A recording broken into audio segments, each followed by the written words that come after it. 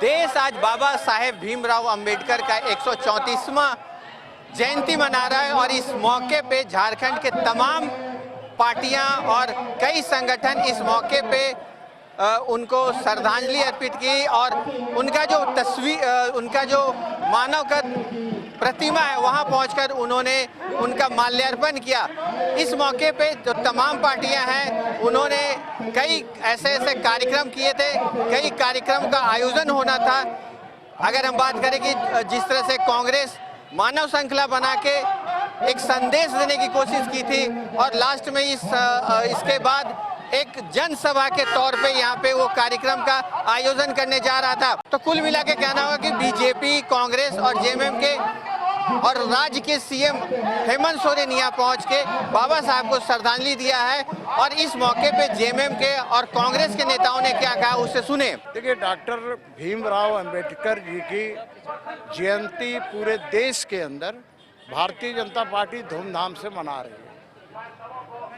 आज यदि बाबा भीमराव अंबेडकर जी हमारे बीच नहीं हैं, फिर भी उन्हें सम्मान देने का काम भारतीय जनता पार्टी कर रही है।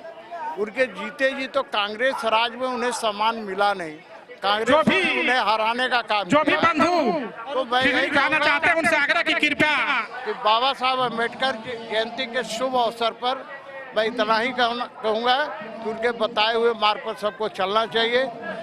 बाबा भीम साहब अम्बेडकर जिंदाबाद, जब तक सूरज चांद रहेगा बाबा तेरा नाम रहेगा। देखिए, बाबा साहब भीमराव अंबेडकर जी की जन्म जयंती हर वर्ष हम लोग यहाँ एकत्रित होते हैं और भारतीय जनता पार्टी उनकी जन्म जयंती को मनाती है।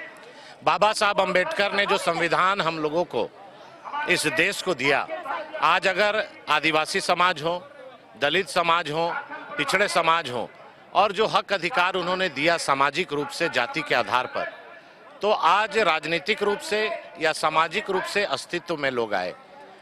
कांग्रेस पार्टी इस देश में धर्म के आधार पर आरक्षण देना चाहती है। बाबा साहब अंबेडकर धर्म के आधार पर आरक्षण के सबसे बड़े विरोधी थे। आज जो संविधान की प्रति लेकर घूम रहे हैं, उन्होंने आज़ादी के 75 साल तक 70 साल तक जो राज किया, उन्होंने धज्जियां उड़ाई।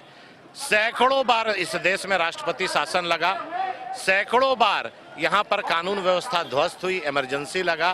तो कांग्रेस को ये बताना चाहिए कि बाबा साहब अंबेडकर को जीते जी तो उन्होंने सम्मान नहीं दिया, 3 बार चुनाव हराने का काम किया, मरनों उपरांत भी उनको दफन करने के लिए भी जगह नहीं दिया।